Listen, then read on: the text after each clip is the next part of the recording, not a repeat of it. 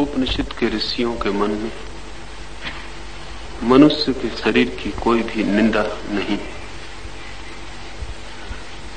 मनुष्य के शरीर के प्रति बहुत सद्भाव है, बहुत श्रद्धा भाव है, क्योंकि मनुष्य का शरीर वस्तुतः मंदिर है।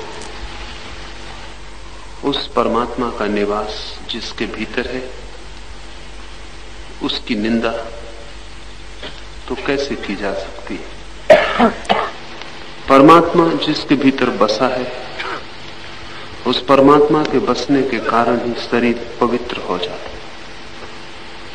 उपनिषद की दृष्टि में शरीर अपवित्र नहीं। साधारणतः धार्मिक लोग, तथाकथित धार्मिक लोग शरीर के प्रति एक तरह की गहरी निंदा से भरे होते, एक कंडेमनेशन से। जैसे शरीर कुछ बुरा है, गर्हित, घृणित, जैसे शरीर के कारण ही जीवन में दुख, पीड़ा और बंधन है, जैसे शरीर ही नरक का द्वार है।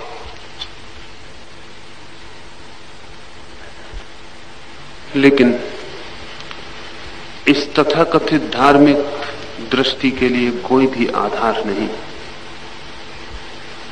और अगर कोई आधार है तो केवल रुग्ण चित्त मनुष्यों में। शरीर आपको बांधे हुए नहीं, शरीर आपको पकड़े हुए भी नहीं। शरीर तो आपको पकड़ भी कैसे सकता है? आपने ही शरीर को पकड़ा है, आपने ही शरीर को चुना है।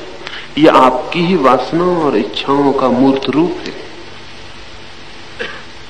तो पहले तो इस बात को समझ लें कि जो भी शरीर आपको उपलब्ध हुआ है, मनुष्य का, कि पशु का, कि पक्षी का, कि वृक्ष का, कि पत्थर का, कि स्त्री का, कि पुरुष का, सुंदर या कुरूप, स्वस्थ या बीमार, जैसा भी जो भी देह आपको उपलब्ध हुई, यह आपकी ही कामनाओं, आपकी ही वासनाओं और इच्छाओं का मूर्त रूप है। जो आपने चाहा था वह आपको मिल गया है।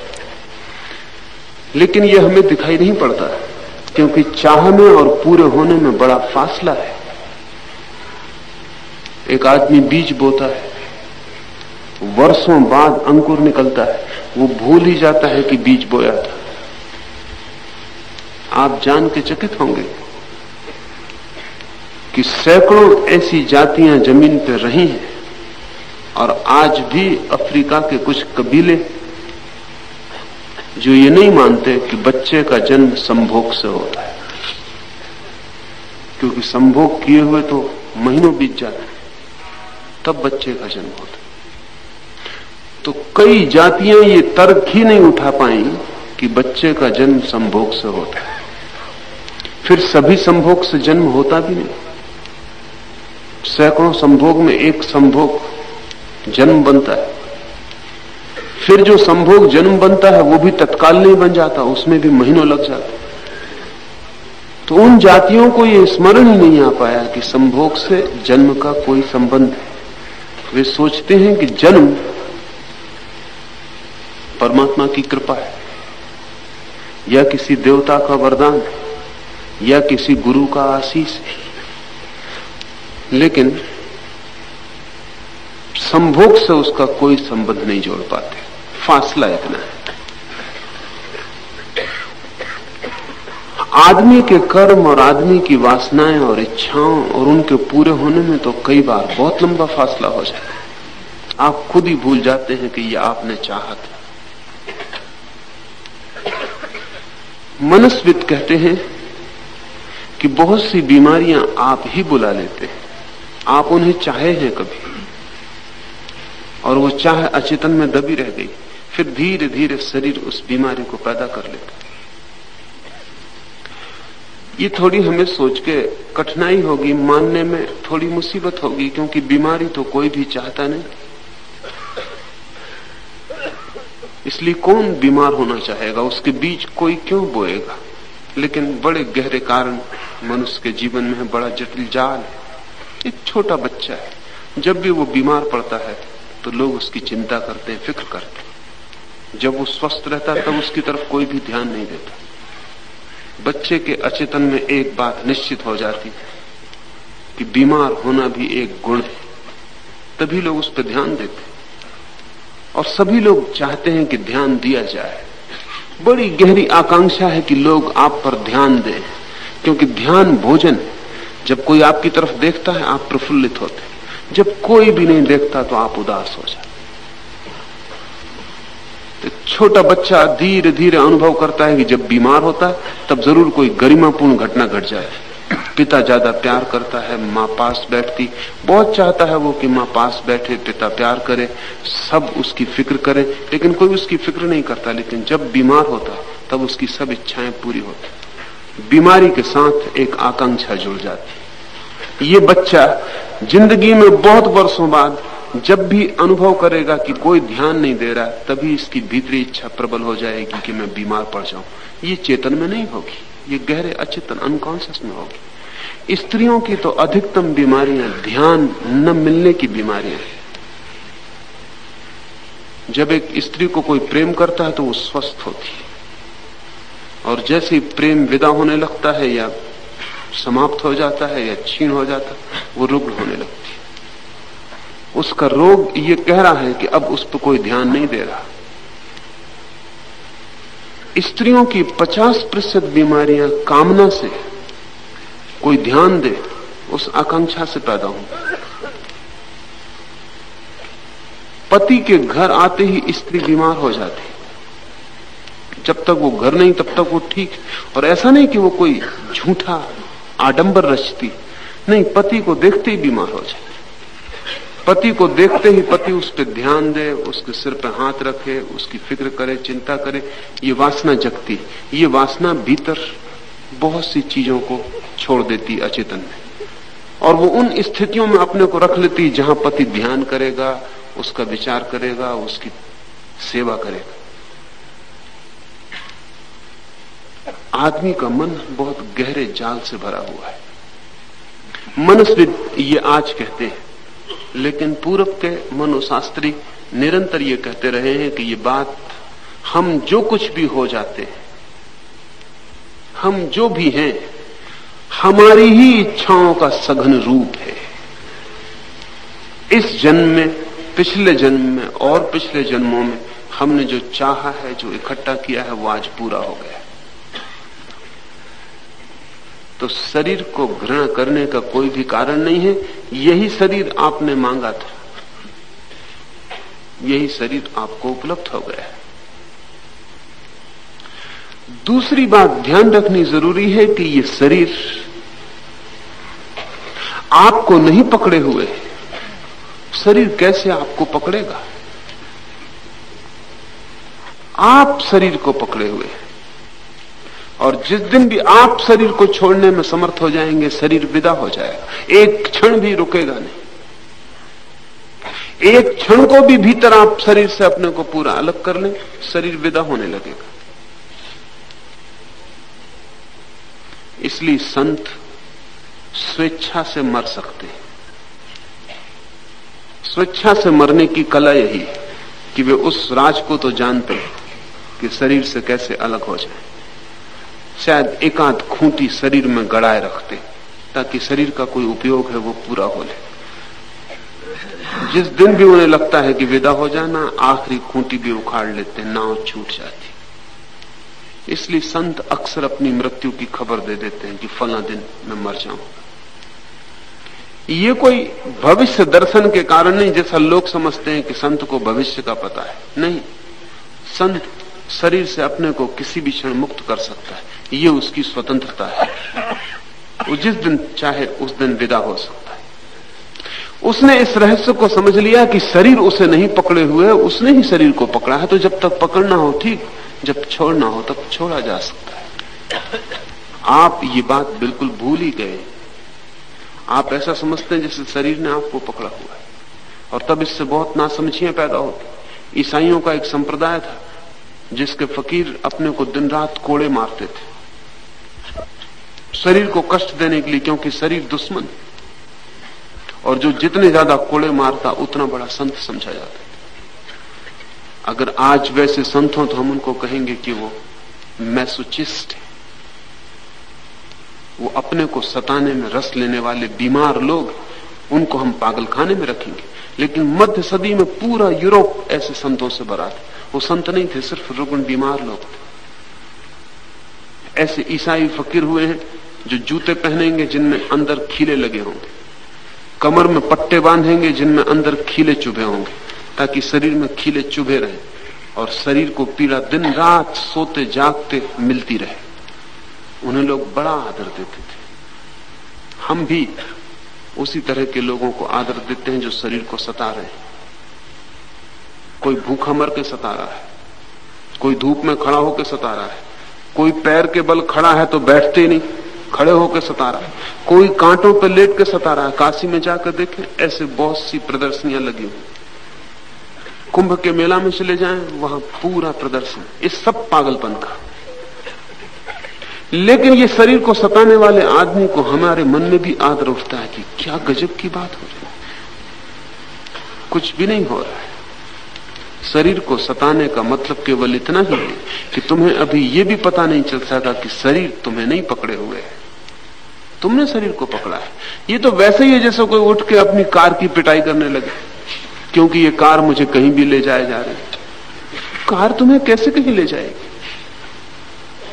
तुम उसमें पेट्रोल डालते हो, तुम उसकी साथ संभाल करते हो, तुम उसका स्टीयरिंग संभालते हो, तुम ही कहीं जाना चाहते हो इसलिए कार जाती। हालांकि तुम उसके भीतर बैठे हो, लेकिन कार तुम्हारे पीछे जा रही, तुम कार के पीछे नहीं जा रहे।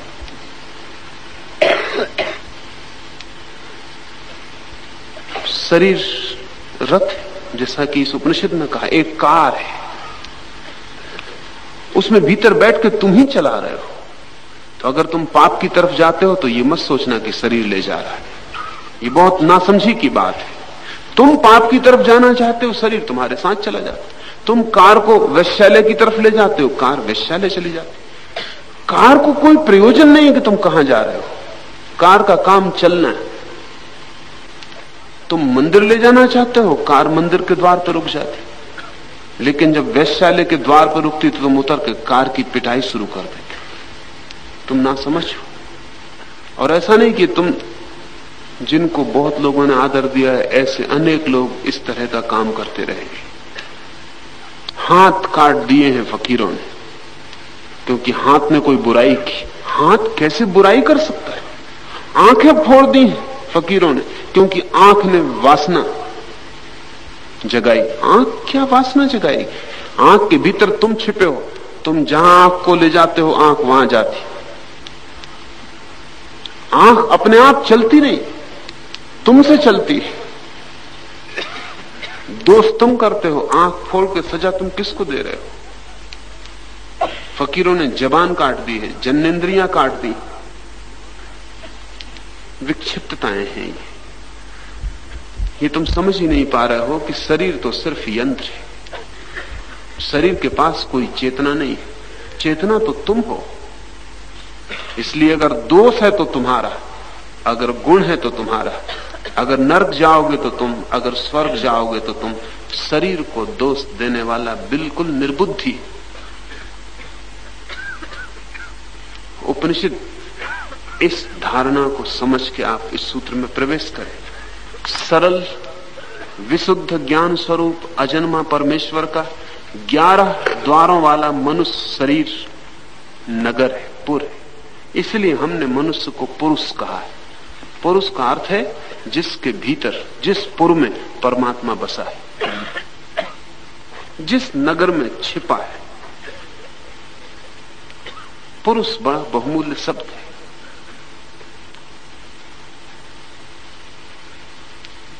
पुर से बना है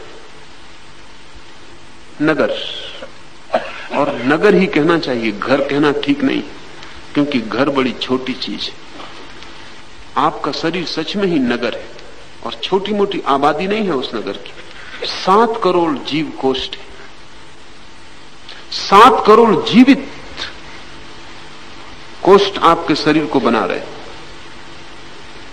एक विशाल नगर है। उन कोष्ठों की दृष्टि से अगर हम सोचें, अगर आपके शरीर के एक कोष को, एक सेल को आपकी ऊंचाई के बराबर बड़ा कर दिया जाए तो आपका शरीर लंदन के बराबर बड़ा नगर हो जाए, उसी अनुपात में।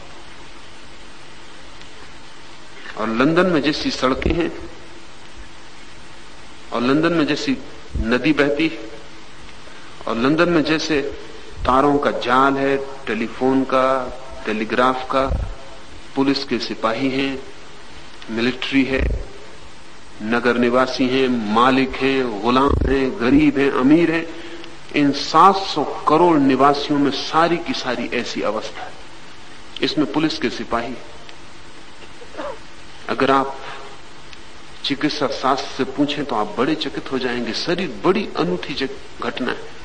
जरी सी चोट लगती है आपको और आप पाते हैं कि थोड़ी देर में वहां मवाद इकट्ठी हो गई। आपने कभी सोचा नहीं होगा कि मवाद चोट लगते ही क्यों इकट्ठी होती? ये मवाद नहीं है, ये आपके खून के सफेद सेल जो कि शरीर में पुलिस का काम कर रहे हैं पूरे समय। जहां भी खतरा होता है, उपद्रव होता है, दुर्घटना होती, भाग के वहां पहुंच जाते और उस जगह को घेर लेते, क्योंकि उस जगह के घेर लेने के बाद फिर कोई इन्फेक्शन भीतर प्रवेश नहीं कर सकता। और अगर वो जगह खुली रह जाए तो कोई भी कीटाणु, बैक्टीरिया, कोई भी बीमारियों के वाहक तत्काल भीतर प्रवेश कर सकते हैं। तो आपके खून के सफेद सेल हैं, वो तत्काल भाग के पहुंच जाते हैं और जहां भी घाव लगता है उसको चारों तरफ से घेर के ढांक देते। उसको आप मवाद कहते हैं। वो मवाद नहीं है, वो आपके शरीर की सुरक्षा का उपाय है। अभी बड़ी हैरानी की बात है, चिकित्सा शास्त्र समझाने में असमर्थ है कि इन सफेद सेलों को कैसे पता चलता है कि चोट पैर में लगी, कि सिर में लगी, कि हाथ में लगी, और वो पूरे शरीर से भाग के खून में यात्रा करके वहां पहुंच जाते हैं, तत्काल उस जगह को घेर लेते। अगर आपके शरीर के सफेद सेल कम हो जाएं तो आप बहुत ज्यादा बीमार पड़ने लगेंगे, क्योंकि आपके सुरक्षक दल की कमी हो गई। इसलिए सफेद सेल की एक मात्रा आपके शरीर में होनी ही चाहिए। अगर वो न हो तो आपका रेसिस्टेंस, आपकी बीमारी से लड़ने की ताकत कम हो जाएगी, क्योंकि वो लड़ रहे हैं। उनको आपका कोई भी पता नहीं है। बड़ा मजा यह है कि इन 700 करोड़ सेलों का जो बसा हुआ नगर है, इसका आपका इसको कोई अनुभव ही नहीं कि आप भी इसमें हो भी नहीं सकता। आपसे उनकी कोई मुलाकात भी नहीं होती, वो अपने काम में लगे रहते। कुछ खून बनाने का काम कर रहे हैं, कुछ भोजन को पचाने का काम कर रहे हैं। भोजन आप कर लेते हैं, उसको जीवाणु तोड़ रहे हैं, पचा रहे हैं, रासायनिक द्रव्यों में बदल रहे हैं, खून मांस बन रहा है, पूरा काम चल रहा है और सब काम ठीक से विभाजित है। हिंदुओं ने बहुत पुराने समय में 4 वर्णों की कल्पना की थी। करीब करीब 4 वर्णों के सेल शरीर में हैं। उसमें शूद्र सेल है जो सेवा में लगे, उसमें वैश्य सेल है जो चीजों को रूपांतरित करने का व्यवसाय कर रहे हैं, एक चीज को दूसरे में बदलते हैं, एक रासायनिक को हार्मोन बनाते हैं, एक हार्मोन को कुछ और बनाते हैं, पूरे वक्त व्यवसाय में लगे। उसमें क्षत्रिय जो पूरे समय रक्षा में लगे,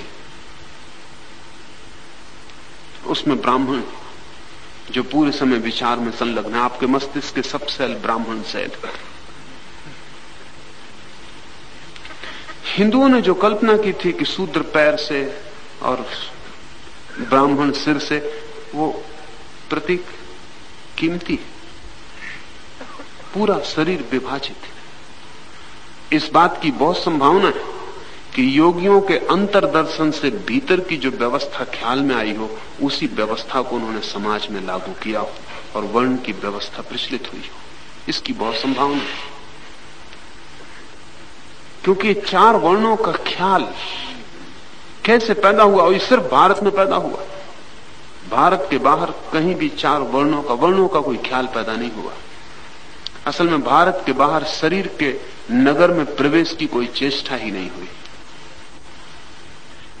तो भीतर के गहरे दर्शन से ये समझ में आया होगा, इस दर्शन को ही फैलाकर समाज पर, चाहे दुनिया में 4 वर्ण माने जाते हो या न माने जाते हो, 4 वर्ण होते तो हैं ही। चाहे रूस हो और चाहे अमेरिका हो, शूद्र तो होता ही। शूद्र को रूस में वो प्रोलेटेरिएट कहते हैं, सर्वहारा। नाम बदलने से कुछ फर्क नहीं पड़ता। कोई है जो मजदूर का काम करता ही रहता, चाहे समाज बदले, राज्य की व्यवस्था बदले, अर्थशास्त्र बदले, लेकिन कोई तो वहां शूद्र का काम करता ही रहेगा। लोकतंत्र हो कि तानाशाही हो कि किसी तरह का तंत्र हो, कोई तो वहां होगा जो छतरी की तरह छाती पर बैठा ही रहे। और कैसा ही तंत्र हो, ब्राह्मण को सिर से नीचे उतारना असंभव है। उसका कोई उपाय नहीं है, क्योंकि ब्राह्मण सिर है, उसको उतारने का कोई उपाय नहीं। कितनी ही चेष्टा की जाए, ब्राह्मण सदा सिर पर पहुंच जाएगा। आज रूस में प्रोफेसर की, डॉक्टर की, इंजीनियर की, वैज्ञानिक की जो प्रतिष्ठा है वो किसी और की नहीं, वो ब्राह्मण। उनका सबका धंधा विद्या है। अमेरिका में तो ये डर पैदा होता जा रहा है कि आने वाले 100 वर्षों में वैज्ञानिक इतने ज्यादा शक्तिशाली होते जा रहे हैं कि कहीं वो पूरे राज्य तंत्र पर कब्जा न कर ले, क्योंकि सारी कुंजी उनके हाथ में है। आज राजनीतिक बाहर दिखता है ताकत में, लेकिन पीछे वैज्ञानिक ताकत में, क्योंकि एटम की कुंजी उसके हाथ में। वो आज नहीं कल कभी भी छाती पे सवार हो सकता, और राजनीतिक भी उसके पास पहुंचता है सलाह मशविरा लेने। कैनेडी जैसे ही अमेरिका के राष्ट्रपति हुए, उन्होंने अमेरिका में जितने बुद्धिमान लोग थे उनमें से चुने हुए लोगों को तत्काल बुला लिया अपना सलाहकार के लिए। बड़े प्रोफेसर, बड़े वैज्ञानिक, बड़े लेखक, बड़े कवि कैनेडी ने अपने चारों तरफ इकट्ठे कर लिए, क्योंकि छत्री की खुद की बुद्धि तो ज्यादा चल नहीं सकती। वो छत्री सदा ब्राह्मण से सलाह लेता रहा। ब्राह्मण सामने नहीं होता, वो पीछे होता है। छत्री सामने होता, लेकिन ब्राह्मण गहरे में चलाता रहता। शरीर के भीतर एक बड़ा नगर है, और ये बड़े नगर का इतना व्यवस्थित काम है जितना अभी तक किसी नगर का भी नहीं। इतना व्यवस्थित काम है, और सब चुपचाप चलता जाता है, बिल्कुल ऑटोमेटिक है, स्वचालित है। आप सो रहे हैं तो चल रहा है, आप जग रहे हैं तो चल रहा है, आप काम कर रहे हैं तो चल रहा है, आप विश्राम कर रहे हैं तो चल रहा है, और आपको कोई बाधा भी नहीं है इससे। अपने आप चलता रहता है। कब भोजन पच जाता है, कब खून बन जाता है, कब हड्डी निर्मित होती, कब मुर्दा सेल बाहर फेंक दिए जाते, आपको कुछ प्रयोजन नहीं। पूरा नगर स्वचालित है। इस नगर के बीच में आप हैं। ये नगर सम्मान योग्य है, और इस नगर ने आपको मौका दिया है कि आप चाहें तो नरक की यात्रा कर लें इसके सहारे, और आप चाहें तो स्वर्ग पहुंच जाएं, और आप चाहें तो स्वर्ग और नरक दोनों से मुक्त होकर मोक्ष की उपलब्धि कर लें। शरीर साधन है। ये सूत्र कहता है, सरल विशुद्ध ज्ञान स्वरूप अजन्मा परमेश्वर का 11 द्वारों वाला मनुष्य शरीर रूप नगर है। 5 ज्ञानेन्द्रियां, 5 कर्मेंद्रियां और 1 मन, ऐसे 11 इसके द्वार है। इसके रहते हुए ही परमेश्वर का ध्यान आदि साधन करके मनुष्य कभी शोक नहीं करता, अपितु जीवन मुक्त होकर मरने के बाद विदेह हो जाता है। यही है वह परमात्मा जिसके विषय में तूने पूछा था। इसके रहते हुए ही परमेश्वर का ध्यान करके, साधन करके मनुष्य कभी शोक नहीं करता, अपितु जीवन मुक्त हो जाता है, और जीवन मुक्त होकर विदेह हो जाता है। फिर इस नगर की कोई जरूरत नहीं रह जाती, फिर इस यंत्र से मुक्ति हो जाती। इस शरीर के यंत्र के 2 उपयोग हो सकते हैं। एक है अपने को विस्मरण करने में, वासना उसी का नाम है। एक है अपने को स्मरण करने में, ध्यान उसी का नाम है। या तो आप इस शरीर का उपयोग कर लें इस भांति कि जीवन में क्षुद्र सुखों की खोज में लग जाएं, और सुख है क्या? जहां भी आप थोड़ी देर को अपने को भूल पाते हैं वहीं आप समझते हैं सुख है। सुख खुद को भूलने से ज्यादा कुछ भी नहीं। एक आदमी शराब पी के भूल पाता है तो वो कहता है बड़ा सुख मिलता है। एक आदमी संगीत सुन के भूल पाता है तो कहता है बड़ा सुख मिलता है। एक आदमी संभोग में भूल पाता है तो कहता है बड़ा सुख मिलता है। एक आदमी भोजन में भूल पाता है तो कहता है बड़ा सुख मिलता है। एक आदमी सिंहासन पर बैठ के भूल पाता है तो कहता है बड़ा सुख मिलता है। हमारी सुख की परिभाषा क्या है? जहां भी हमें अपनी याद नहीं रहती वहीं हम कहते हैं सुख मिलता है, और जहां भी हमें अपनी याद आती वहीं हम कहते हैं दुख मिलता है। असल में जहां भी आपको स्मरण आना शुरू होता है अपना, वहीं पीड़ा सघन होने लगती, क्योंकि आपको लगता है क्या कर रहे हैं, कहां है, क्यों है, ये सब क्या हो रहा है। चिंता पकड़ लेती, फिर अपने को बुला लेते। कोई अखबार पढ़ने में बुला रहा है, कोई गीता के पढ़ने में बुला रहा है। बुलाने के रास्ते अनेक हैं, लेकिन बुलाने की कोशिश चल रही है। वासना है आत्मविस्मरण, अपने को बुलाना। और जो अपने को बुला रहा है वो कैसे आत्मवान हो सकेगा, और जो अपने को बुला रहा है वो चैतन्य को कैसे उपलब्ध होगा। परमेश्वर बहुत दूर हो जाएगा। जितना ही आप अपने को भूल जाते हैं उतना ही परमेश्वर दूर है। इसलिए सभी धर्मों ने शराब का विरोध किया है। विरोध शराब का नहीं है, शराब निर्दोष चीज है, उसका क्या विरोध करना। विरोध है खुद को भूल जाने का। सिर्फ तांत्रिकों ने शराब का विरोध नहीं किया है, पर बात उनकी भी वही है। तांत्रिक कहते हैं शराब का क्या विरोध करना, शराब पी के भी होश बनाए रखें तो कोई हर्ज नहीं।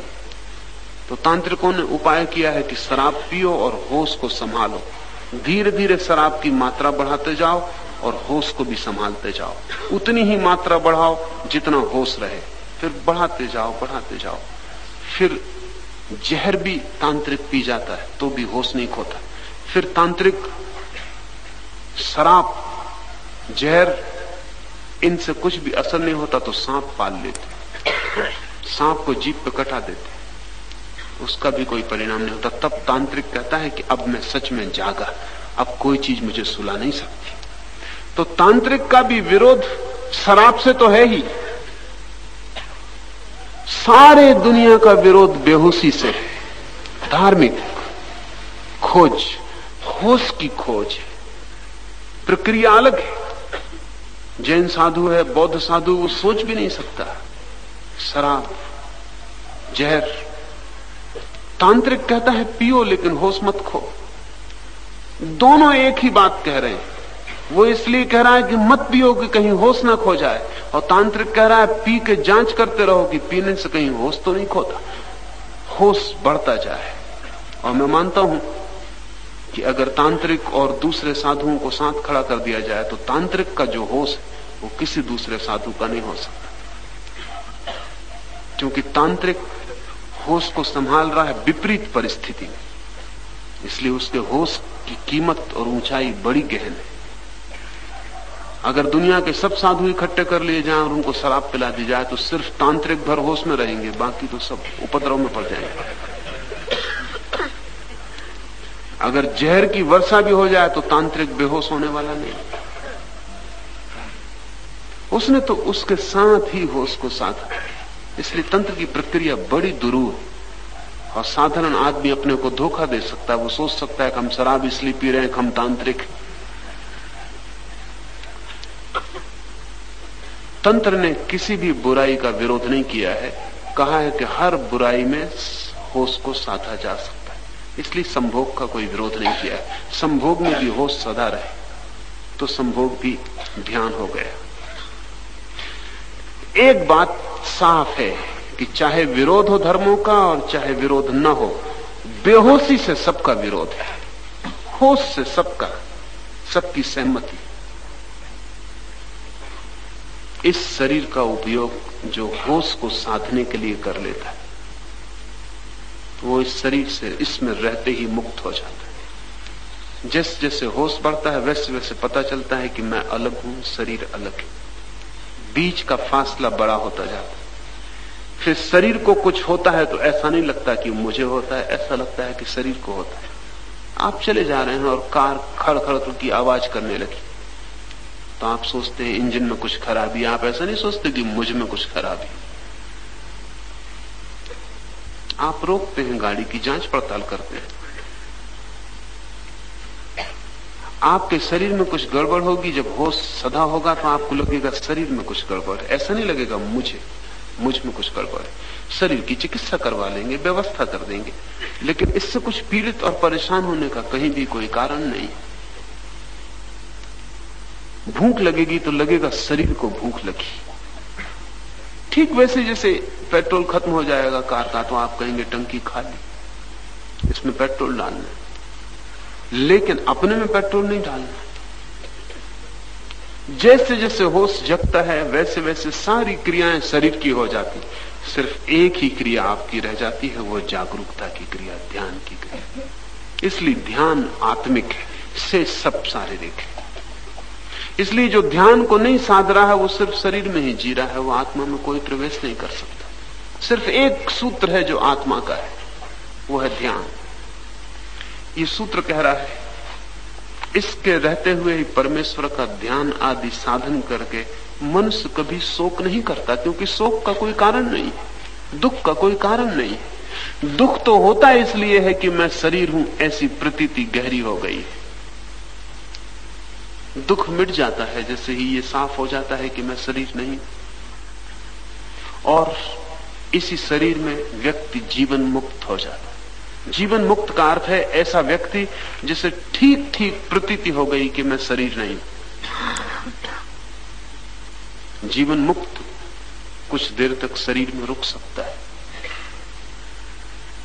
आप भी शरीर में रुके, जीवन मुक्त भी कुछ देर शरीर में रुकता है। महावीर को ज्ञान हुआ, फिर वो 40 वर्ष तक और शरीर में थे।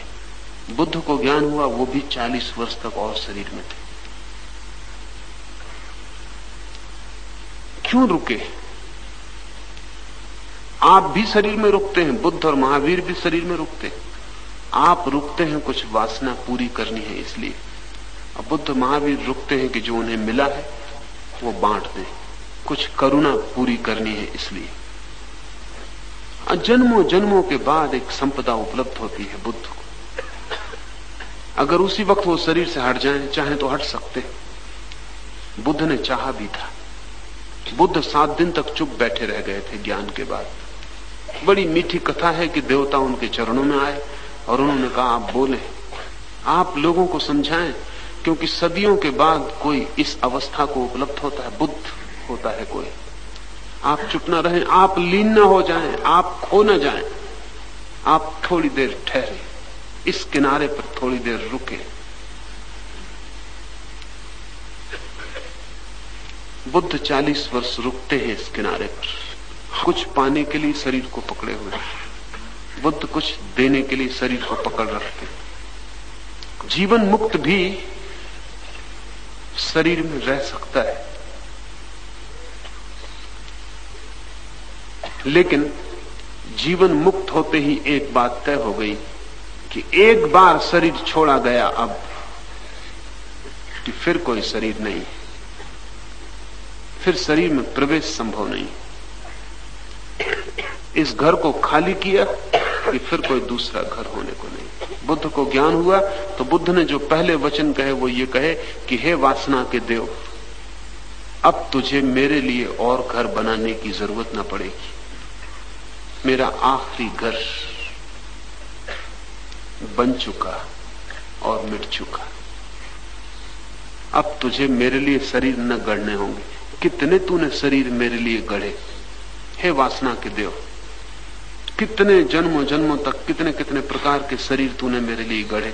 अब तू मुक्त हुआ, अब तेरी सेवा की कोई जरूरत ना होगी। जो व्यक्ति देह के रहते जान लेता है कि मैं देह नहीं हूं, इस देह के गिरते ही उसकी अवस्था विदेह हो जाती, उसका अस्तित्व होता है लेकिन फिर कोई रूप नहीं होता।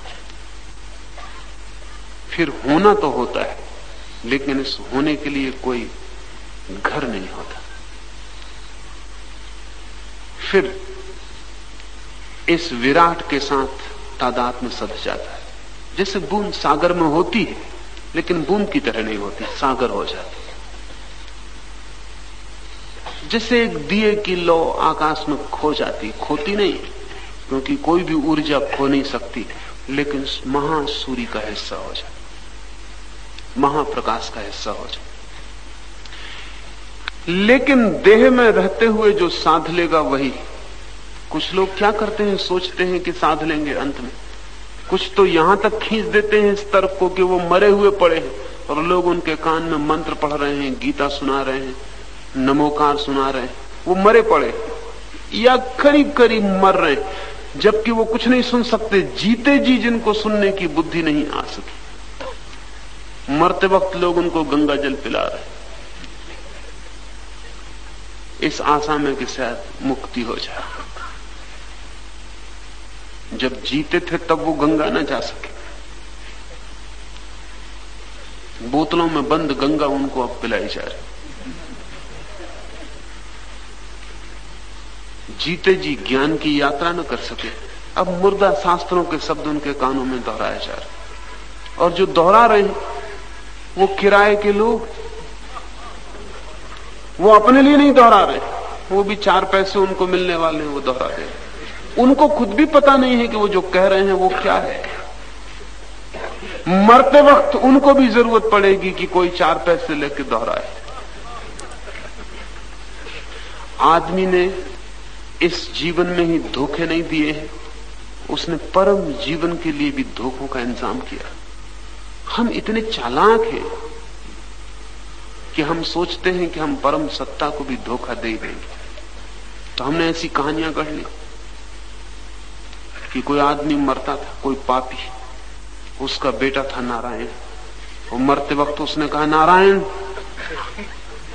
और ऊपर जो नारायण है वो समझा कि मुझे बुलाए, और वो पापी जो था जिसने कभी प्रभु का स्मरण नहीं किया था, वो सीधा स्वर्ग पहुंच गया। ये जरूर पापियों ने ही कहानी गढ़ी होगी। बेटे को बुला रहे थे वो जिनका नाम नारायण था, और पता नहीं कोई पाप का सीक्रेट बताने के लिए बुला रहे थे कि बेटा तू भी ऐसा करना। जहां तक तो मरता बाप बेटे को इसलिए बुलाता है कि बता दे राज, और जिंदगी भर पाप किए थे, लोगों को धोखा दिए, चोरी की होंगी, जेब काटी होंगी, कुछ किया होगा, वो बेटे को तरकीबें बताना चाहते होंगे कि ये अपने ट्रेड, ये अपने धंधे का राज है। नारायण जो ऊपर है वो धोखे में आ। तो ये नारायण जो ऊपर बैठे हैं निपट मूल सिद्ध होते हैं, मगर पापी अपने को समझाने के लिए बड़ी कहानियां गढ़ लेते। इतना आसान नहीं, अस्तित्व को धोखा देने का कोई उपाय नहीं, परमात्मा को धोखा देने का कोई मार्ग नहीं, और वहां कोई भूल चूक हो, ये कोई सरकारी दफ्तर नहीं कि कुछ का कुछ समझ लिया जाए, कि फाइलें कहीं की कहीं हो जाएं। परम सत्ता के साथ हमारा जो सत्य का, जो हमारा सत्य जीवन, बस उतना ही परम सत्ता के साथ हमारा संबंध होता। हम वहां पूरे नग्न हो जाते, हम वहां जैसे हैं वैसे ही होते हैं। उसमें कुछ किसी तरह का उपाय बचाव का नहीं है। इसलिए इस तरह की कहानियां सुन के अपने को मत बहलाना, और ये मत सोचना कि कोई हर्ज नहीं, अपनी बेटे का नाम भी नारायण रख लेंगे। अनेक लोग शायद बेटों का नाम भगवान के नाम पर इसीलिए रखते हैं, कोई नारायण, कोई राम, कोई कृष्ण, तो शायद इसलिए रख रहे हैं कि अजामिल की तरकीब अपने भी हाथ रहे, वक्त पे काम आ जाए। नहीं तो किराए का पंडित है, वो कान में भगवान का नाम दोहरा दे। भगवान का नाम भी कोई किराए का आदमी दोहरा सकता है, प्रार्थना भी आपके लिए कोई और कर सकता है, पूजा भी उधार आदमी कर सकेगा। तो आप समझ ही नहीं पा रहे कि पूजा और प्रार्थना का क्या अर्थ है, क्या गरिमा। ये तो ऐसा हुआ जैसे आपका किसी से प्रेम हो जाए और आप एक नौकर रख दे कि तू मेरी तरफ से प्रेम किया कर, और मुझे तो फुर्सत नहीं, प्रेम के मामले में आप ऐसी भूल न करेंगे, लेकिन प्रार्थना के संबंध में सदियों से ये भूल हो रही है। प्रार्थना प्रेम है, महानतम प्रेम है जो हो सकता है। लेकिन पैसे वाले लोग हैं, वो एक मंदिर बना लेते, एक पुजारी रख देते, वो उनकी तरफ से पूजा करता है। तिब्बती बड़े होशियार, उन्होंने एक यंत्र बना लिया, उसको वो प्रेयर व्हील कहते। एक छोटा सा गोल चाक बना लिया, उस पर मंत्र लिख दिए, बैठे बैठे वो उस चक्के को घुमाते रहते। दूसरा भी काम करते रहते, उसको घुमा दिया। वो चाक जितना चक्कर लगा लेता है उतने मंत्र पूरे हो गए। एक तिब्बती लामा मुझे मिलने आया, मैंने कहा तुम ये क्या कर रहे हो? इसको बिजली से प्लग से जोड़ के लगा दो, चलते रहेगा। तुम अपना काम करो, तुम क्यों इसके साथ उलझे हो? इससे बाधा पड़ती है काम में, बीच बीच में तुमको फिर इसको घुमाना पड़ता है। ये तो काम बिजली कर देगी। लेकिन कहीं प्रार्थनाएं इस तरह पूरी हुई, लेकिन आदमी चूंकि बेईमान है, इसलिए वो अपनी बेईमानी सभी दिशाओं में फैला देता है। परमात्मा की दिशा में भी बेईमानी फैल जाती है।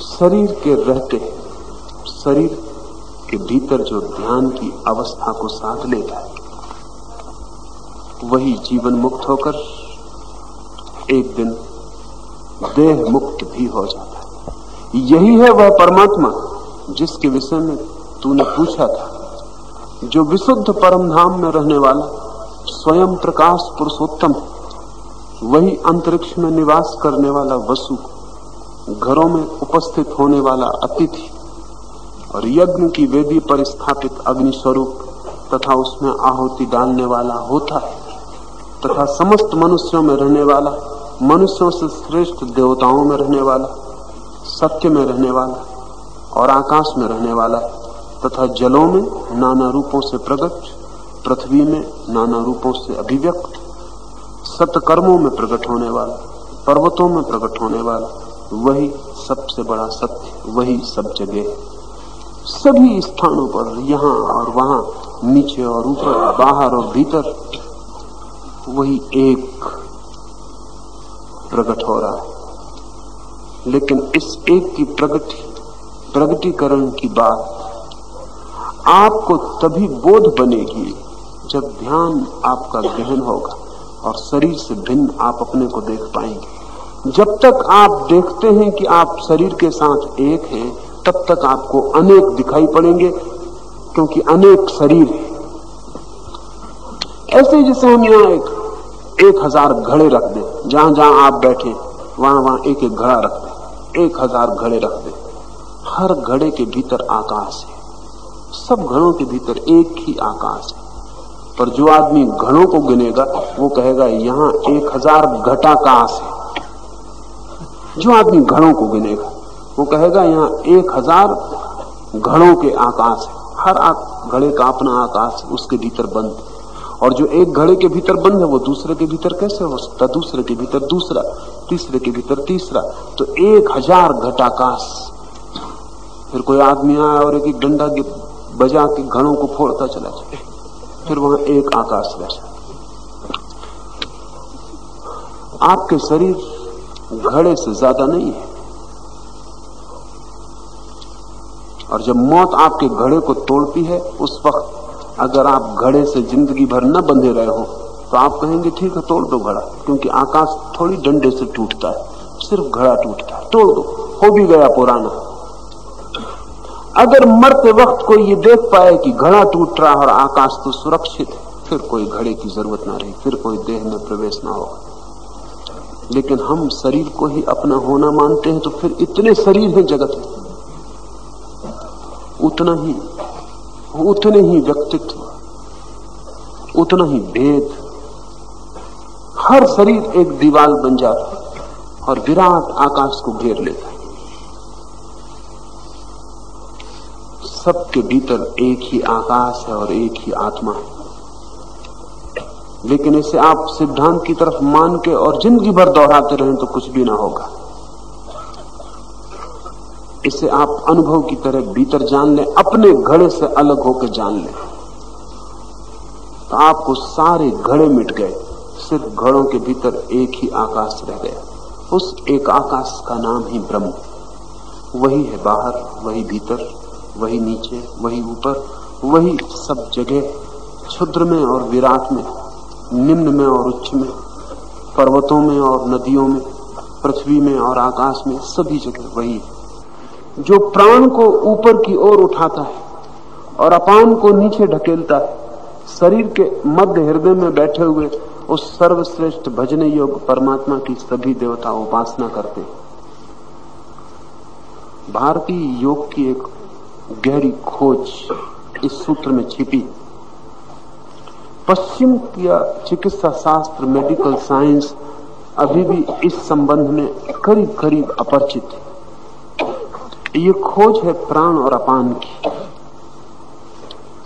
भारतीय चिकित्सा शास्त्र, आयुर्वेद, योग, तंत्र, उन सब की ये प्रतीति है कि शरीर में वायु के दो दिशाएं हैं। एक दिशा ऊपर की ओर है, उसका नाम प्राण, और एक दिशा नीचे की ओर है, उसका नाम अपान। शरीर में वायु का दोहरा रूप है और दो तरह की धाराएं हैं। जो मलमूत्र विसर्जित होता है वो अपान के कारण, वो जो नीचे की तरफ वायु बह रही है वही मलमूत्र को नीचे की तरफ अपनी धारा में ले जाती। और जीवन में जितने भी ऊपर की तरफ जाने वाली चीजें हैं वो सब प्राण से जाती। इसलिए जो जितना ज्यादा प्राणायाम को साथ लेता है उतना ऊपर उठने में कुशल हो जाता है, क्योंकि ऊपर जाने वाली धारा को विस्तार कर रहा है, फैला रहा है, बड़ा कर रहा है। ये दो धाराएं हैं, दो करंट हैं वायु के शरीर के भीतर, और इन दोनों के मध्य स्थित है परमात्मा या आत्मा या चेतना या जो भी नाम आप देना चाहें। वो जो अंगुष्ठ आकार का आत्मा है वो इन दोनों धाराओं के बीच में उपस्थित है। वही वायु को नीचे की तरफ धकाता है, वही वायु को ऊपर की तरफ धकाता है। प्राण ऊपर की तरफ जाने वाली वायु, अपान नीचे की तरफ जाने वाली वायु।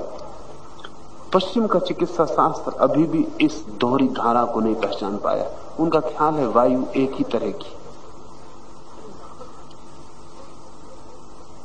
इसलिए वायु के आधार पर जो बहुत से काम आयुर्वेद कर सकता है वो एलोपैथी नहीं कर सकता।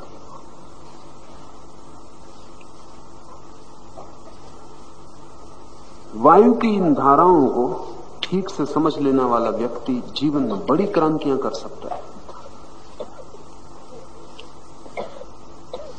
छोटा बच्चा श्वास लेता है तो आपने देखा कि जब छोटा बच्चा श्वास लेता है तो उसका पेट ऊपर नीचे जाता है। बच्चा लेटा श्वास लेता तो पेट ऊपर जाता नीचे जाता, छाती पर कोई हलन चलन भी नहीं होती, उसकी श्वास बड़ी गहरी। आप जब श्वास लेते हैं तो सीना ऊपर उठता है, नीचे गिरता है। आपकी श्वास उथली, गहरी नहीं।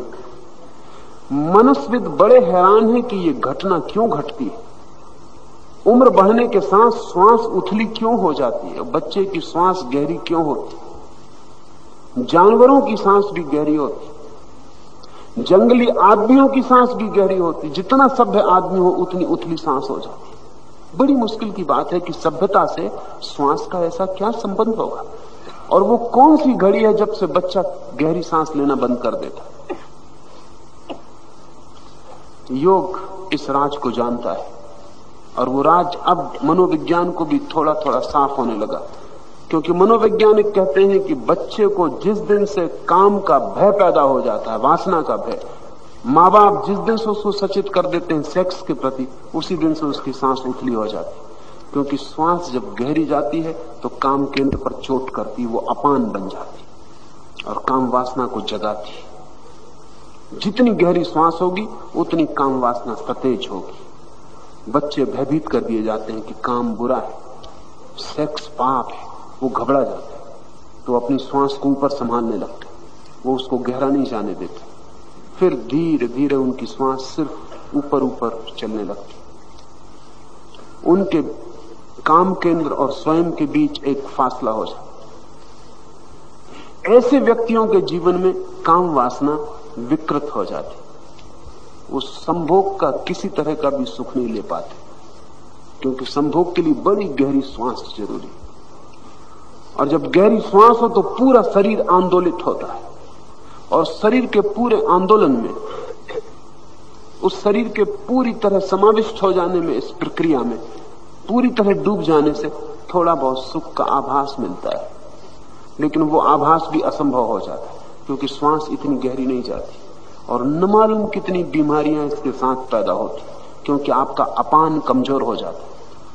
जो लोग भी उथली श्वास लेते हैं उनको कब्जियत हो जाएगी क्योंकि अपान जो वायु नीचे जाके मल को विसर्जित करती है वो वायु नीचे नहीं जा रही, लेकिन डर वही है क्योंकि वीर्य भी मल है, उसको भी निष्कासित करने के लिए वायु को नीचे तक जाना चाहिए, अपान बनना चाहिए। तो जो व्यक्ति भी डरेगा सेक्स से उसको कब्जियत भी पकड़ लेगी क्योंकि वो एक ही वायु दोनों को धक्का देती। ब्रह्मचर्य का प्रयोग अपान को रोकने से नहीं होता, ब्रह्मचर्य का प्रयोग प्राण को बढ़ाने से होता। इस फर्क को ठीक से समझ लें। हम सारे लोगों ने ब्रह्मचर्य के नाम पर गलत कर लिया है और अपान को रोक लिया है, उसकी वजह से हम सिर्फ रुग्ण और बीमार हो गए। हमारे व्यक्तित्व की जो गरिमा और जो स्वास्थ्य हो सकता था वो नष्ट हो गया और शरीर न मालूम कितने जहर से भर जाता है क्योंकि जो अपान सारे जहरों को शरीर के बाहर फेंकती है वो नहीं फेंक पाती। आप डरे हुए। ब्रह्मचर्य की ये निषेधात्मक प्रक्रिया है, नेगेटिव, एक विधायक प्रक्रिया है। अपान को मत छेड़े, प्राण को बढ़ाएं। प्राण इतना ज्यादा हो जाए कि अपान उसके मुकाबले बिल्कुल छोटा हो जाए, बड़ी लकीर खींच दे, तो अपान शुद्ध रहे और प्राण विराट हो जाए तो आपकी ऊर्जा ऊपर की तरफ बहने लगे। इसलिए प्राणायाम का इतना उपयोग है योग में, क्योंकि प्राणायाम धक्के देता है ऊपर की तरफ ऊर्जा को। जो काम ऊर्जा अपान के द्वारा सेक्स बनती है वही काम ऊर्जा प्राण के द्वारा कुंडलनी बन जाती, वो ऊपर की तरफ बहने लगती और ऊपर की तरफ बहते बहते मस्तिष्क में जाकर उसका कमल खिल जाता।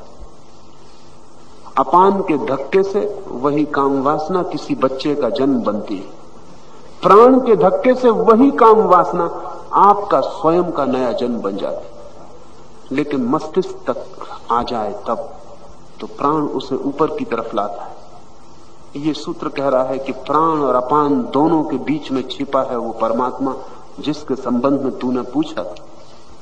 वही नीचे की तरफ अपान को ले जाता है, वही प्रकृति का आधार है और वही प्राण को ऊपर की तरफ ले जाता है, वही परलोक का आधार है।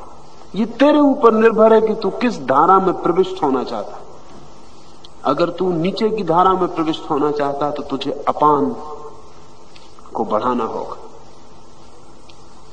सभी पशुओं का अपान बड़ा प्रबल होता है, उनका प्राण बहुत निर्बल होता है। सिर्फ योगियों का प्राण सबल होता है, अपान स्वस्थ होता है और प्राण इतना सबल होता है कि अपान स्वस्थ अपान भी उस पर कब्जा नहीं कर पाता, कब्जा प्राण का ही होता है। साधारण आदमी का प्राण तो कमजोर होता ही है, वो अपान भी कमजोर कर लेता है डर और भय के कारण। भयभीत आदमी गहरी सांस नहीं लेता, सिर्फ निर्भय आदमी गहरी सांस लेता है। किसी भी कारण से डरा हुआ आदमी गहरी सांस नहीं लेता। कोई आदमी आपकी छाती पर छुरा ला के रख दे, सांस रुक जाएगी। जब भी आप भयभीत होंगे सांस रुक जाएगी। जहां भी आप घबरा जाते हैं, किसी से मिलने गए हैं, किसी बड़े ऑफिसर से और घबरा गए हैं, बस सांस उथली हो जाए, ऊपर ऊपर चलने लगता। फिर आप बाहर आके ठीक से सांस ले पाते।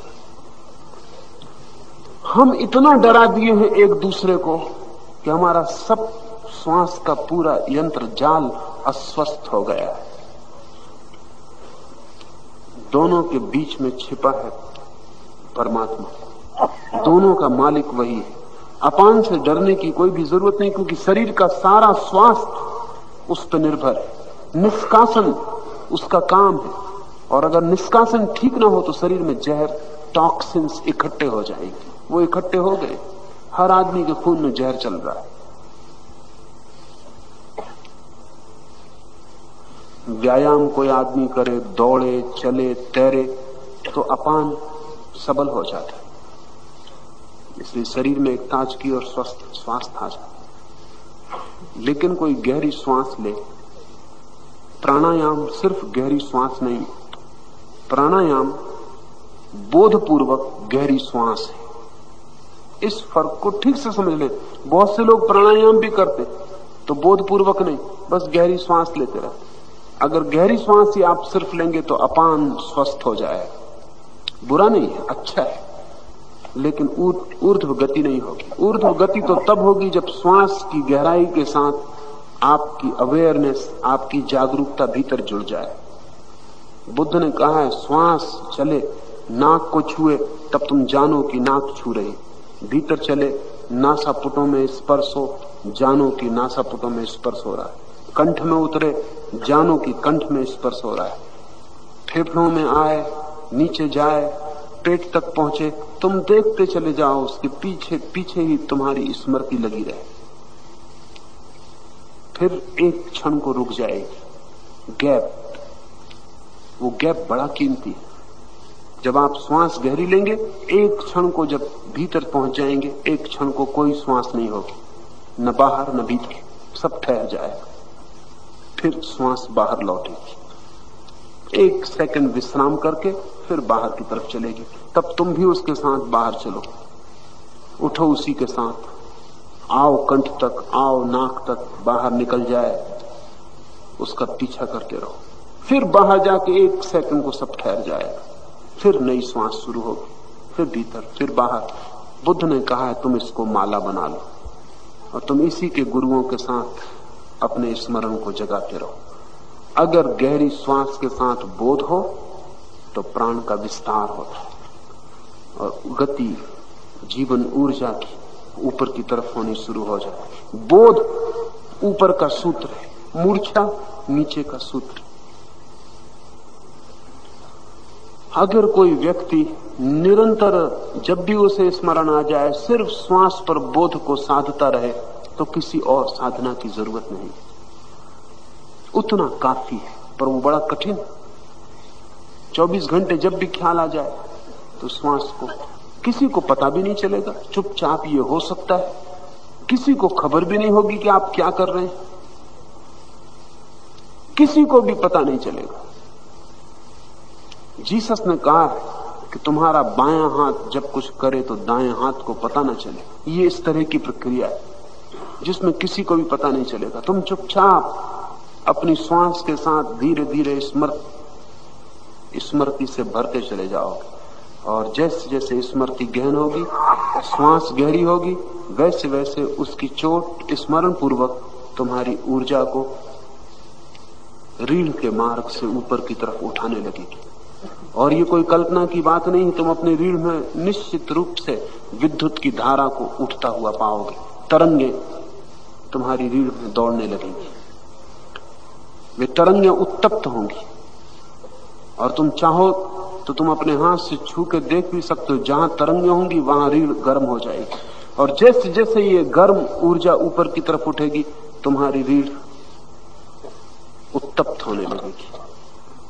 तुम अनुभव करोगे कि कहां तक जाती है ये ऊर्जा, फिर गिर जाती है, फिर जाती है। निरंतर अभ्यास से एक दिन ये ऊर्जा तुम्हारे ठीक सहस्त्रार तक पहुंच जाती, लेकिन इस बीच ये और चक्रों से गुजरती और हर चक्र के अपने अनुभव है।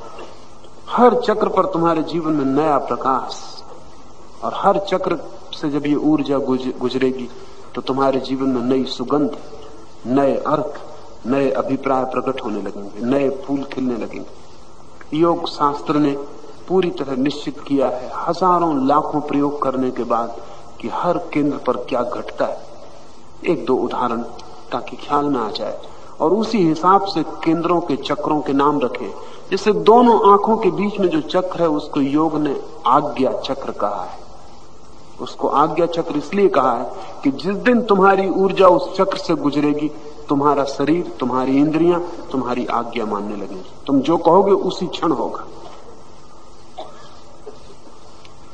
तुम्हारा व्यक्तित्व तुम्हारे हाथ में आ जाएगा, तुम मालिक हो जाओगे। इस चक्र के पहले तुम गुलाम। इस चक्र में जिस दिन ऊर्जा प्रवेश करेगी उस दिन से तुम्हारी मालिकियत हो जाएगी। उस दिन से तुम जो चाहोगे तुम्हारा शरीर तुम्हारी आज्ञा मानेगा। अभी तुम्हें शरीर की आज्ञा माननी पड़ती, क्योंकि जहां से शरीर को आज्ञा दी जा सकती उस जगह तुम अभी भी खाली हो, वहां ऊर्जा नहीं है जहां से आज्ञा दी जा सकती, इसलिए उस चक्र का नाम आज्ञा चक्र। ऐसे ही सब चक्रों के नाम है, वो नाम सार्थक है और हर चक्र के साथ एक विशिष्ट अनुभव जुड़ा है।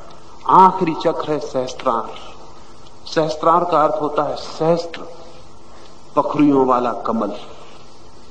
निश्चित ही जिस दिन वहां ऊर्जा पहुंचती वहां पूरा मस्तिष्क ऐसा मालूम होता है जैसे 1000 पखड़ियों वाला कमल हो गया और वो कमल खिला है आकाश की तरफ उन्मुख, सारी पखड़ियां खिल गई और उससे जो अपूर्व आनंद का अनुभव और जो अपूर्व सुगंध की वर्षा और जीवन में जो पहली बार पूर्ण प्रकाश उतरता है, ठीक ही कमल से उसको हमने चुना है। कई कारण से उसको हमने सहस्त्रार कहा, सहस्त्र दल कमल। कमल की एक खूबी कि वो कीचड़ में पैदा होता है और उससे ज्यादा सुंदर और उससे ज्यादा पवित्र कुछ भी नहीं। उससे ज्यादा अपवित्र जगह में कोई भी पैदा नहीं होता। गंदे कीचड़ में पैदा होता है, लेकिन गंदे कीचड़ से एक डंठल उठता है और पानी के पार निकल जाता है। वो डंठल आपकी रीढ़, वो गंदा कीचड़ आपकी काम वासना है। आपकी रीढ़ के डंठल से फूल खिलता है एक दिन, और जिस दिन ये कमल का फूल खिलता है उस दिन ये इतना अद्भुत है कि कीचड़ से पैदा हुआ कमल का फूल उसको पानी भी छू नहीं पाता। पानी भी उस पर गिरे तो वह छूता रहता है, उसे फिर कोई चीज नहीं छू पाती, वो अस्पर्शित रहता है। ये कमल का फूल सन्यास की परम अभिव्यक्ति है। उसको कुछ भी छू नहीं पाता, गिरता रहे उसके ऊपर तो भी उसे कुछ छू नहीं पाता, वो अछूता ही रहता है। अस्पर्शित कीचड़ से पैदा होकर कीचड़ के पार इतनी पवित्रता को उपलब्ध होने की जो संभावना कमल की है, वही प्रत्येक मनुष्य की। इसलिए हमने आखिरी चक्र को सहस्त्र दल कमल कहा। ये दो प्राण और अपान वायुआं, इन दोनों के मध्य में वो परमात्मा बैठा है। इस शरीर में स्थित एक शरीर से दूसरे शरीर में जाने वाले जीवात्मा के शरीर से निकल जाने पर यहां इस शरीर में शेष ही क्या रहता है? जब जीवात्मा निकल जाता तो शरीर में शेष ही क्या रहता है? वो जो निकल जाता है वही है वह परमात्मा जिसके विषय में तुमने पूछा था। कोई भी मरण धर्मा प्राणी न तो प्राण से जीता है और न अपान से ही जीता है, किंतु जिसमें प्राण और अपान ये दोनों आश्रय पाए हुए हैं, ऐसे किसी दूसरे से ही सब जीते हैं। उसी परमात्मा में, उसी मध्य में छिपे हुए जीवात्मा में इन दोनों का आश्रय है, प्राण का भी अपान का भी। उससे ही हम जीते। हे गौतम वंशी नचिकेता, वह रहस्य में सनातन ब्रह्म जैसा है और जीवात्मा मरकर जिस प्रकार से रहता है, यह बात अब मैं तुम्हें फिर से बतलाऊंगा। कुछ सत्य ऐसे हैं जो बार बार कहने पड़ते, इसलिए नहीं कि बार बार कहने से, उन्हें पुनरुक्त करने से, दोहराने से कुछ दोहराने वाले को मिलने वाला है, वरन इसलिए कि आप इतने बहरे हैं कि एक बार शायद आपके कान पर वो बात पड़ के भी न पड़ पाए तो दोबारा। बुद्ध की आदत थी कि हर बात को वो 3 बार कहते थे।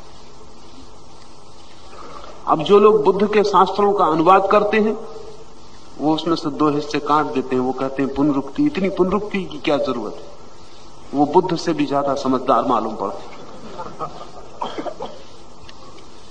पुनरुक्ति की जरूरत इसलिए है कि बुद्ध जिससे कह रहे हैं उसको एक बार में समझ में आने वाला नहीं है, उसे 2 बार में भी समझ में आने वाला नहीं।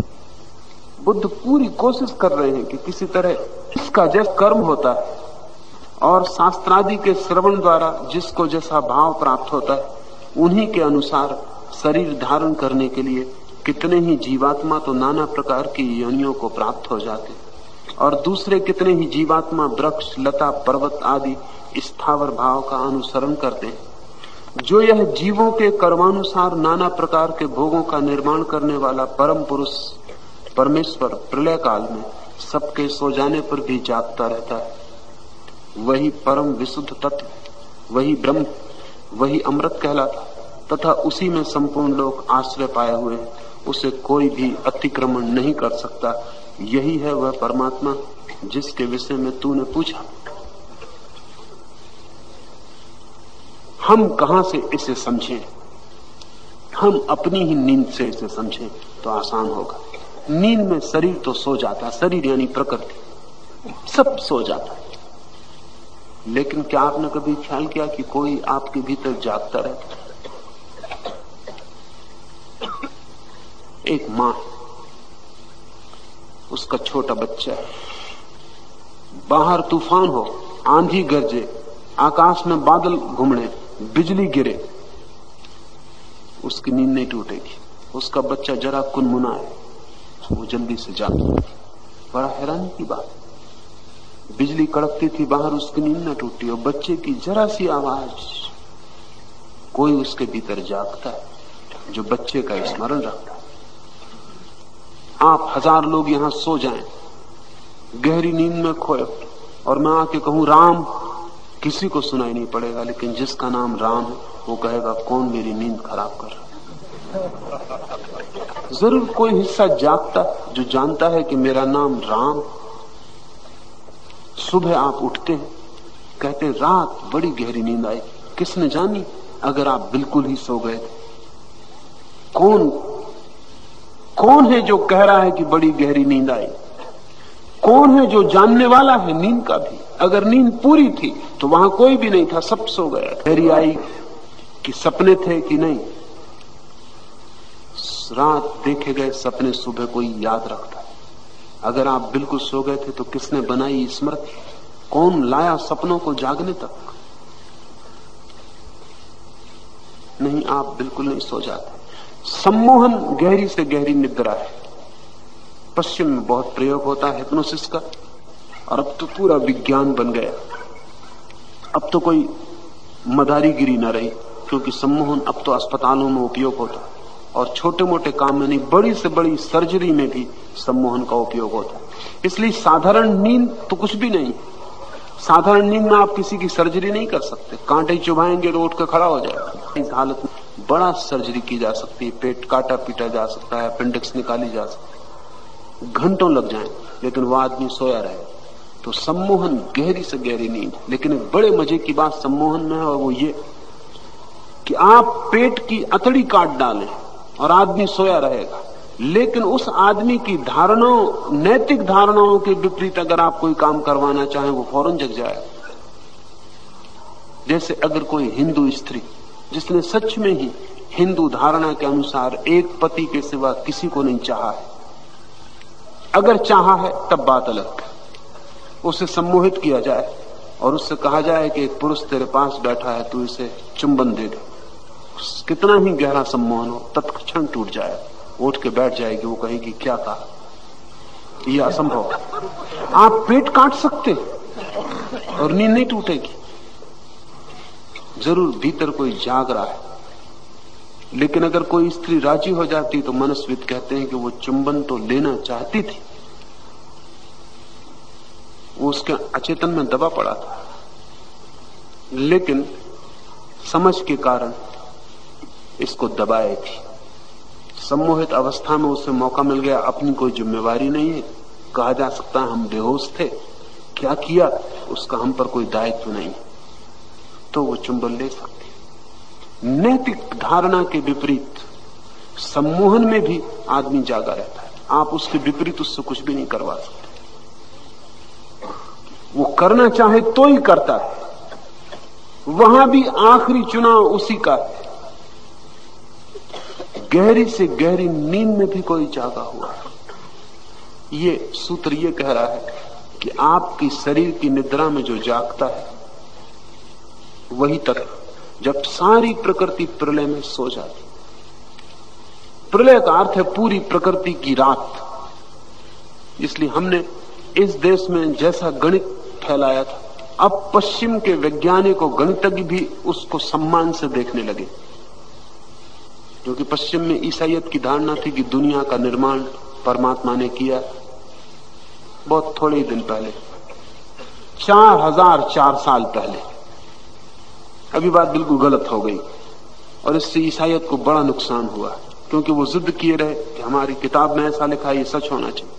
लेकिन उनके ही वैज्ञानिकों ने खोजा कि जमीन को बने तो कोई 4 अरब वर्ष हो चुके, और तुम कहते हो 4004 साल पहले। इस जमीन में ऐसे अवशेष मौजूद हैं जो लाखों साल पहले के प्रमाण देते, तो वो धारणा गलत हो गई। लेकिन हिंदुओं की धारणा गलत नहीं हो पाई। हिंदुओं ने जो गणित का फैलाव किया है वो अरबों वर्षों का है, और इस अरबों वर्षों को उन्होंने ब्रह्मा का एक दिन कहा है। प्रकृति की शुरुआत, सृष्टि और प्रलय, इसको उन्होंने ब्रह्मा का दिवस कहा, एक दिवस परमात्मा का। हमारे लिए अरबों वर्ष, परमात्मा के लिए एक दिन। फिर होती है रात, प्रलय में सब सो जाता, पूरी प्रकृति। आकर प्रकृति भी थक जाएगी, आप ही नहीं थक जाते दिन भर में? ये सब वृक्ष, ये पौधे, ये पहाड़, ये पृथ्वी, ये चांद तारे, ये सब भी थक जाएंगे। थकान की ये दृष्टि भारत को बड़ी साफ है कि आप जब थक जाते हैं तो हर चीज एक दिन थक जाएगी, चाहे कितनी ही लंबाई हो। जिस दिन सब चीजें थक के विश्राम में पड़ जाएंगी, उस दिन प्रलय हो जाएगा, सब सो गया, ब्रह्मा की रात शुरू हो गई। उस दिन भी जो जागता रहता है वही है वह परमात्मा जिसके संबंध में तूने पूछा। आपकी शरीर और आपके बीच जो संबंध है वही प्रकृति और परमात्मा के बीच संबंध है। कहें कि ये पूरा जगत उसका शरीर है, आप छोटे रूप में एक मिनिएचर अस्तित्व, एक विश्व है, शरीर और आप। ऐसे ही पूरी प्रकृति और वह परमात्मा जब सब सो जाता है तब भी वह जागा हुआ है। कृष्ण ने इसलिए गीता में कहा है कि योगी उस समय भी जागता है जब भोगी सो जाता है। रात्रि भी उसके लिए भीतर निद्रा नहीं, शरीर ही उसका सोता है, भीतर वो सतत जागता रहता है। जैसे जैसे आपका होश बढ़ेगा वैसे वैसे नींद में भी आप पाएंगे कि आप जाग रहे हैं, और जिस दिन आपको लगने लगे नींद में भी आप जाग रहे हैं, नींद भी आपका प्रत्यक्ष अनुभव है, उस दिन आप समझना कि अब शरीर के किनारे से खूंटियां टूटने लगी और आत्मा की तरफ नाव का बहना शुरू हुआ है। ध्यान के लिए तैयार हो।